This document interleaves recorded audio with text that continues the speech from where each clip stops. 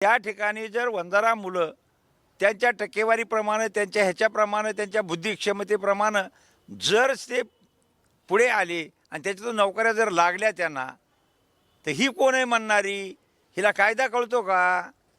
हां, एखाद्या वेड्यासारखं बोलायचं काहीतरी. हो, कायद्याचं अगोदर ज्ञान घ्या असावं, मग नंतर बोलायला जावं.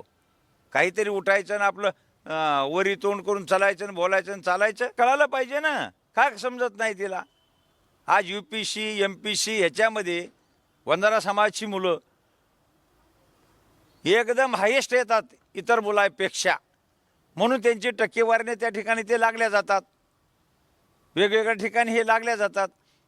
मग हिला बोलायचा कुणा अधिकार दिलेला आहे? आणि बीडमध्ये यायचं आणि काहीतरी वर तोफाड करून बोलायचं, काहीतरी म्हणायचं. अंजली दमानिया, तुम्ही अशा गोष्टीचा वापर बिलकुल करू नका. तुम्हाला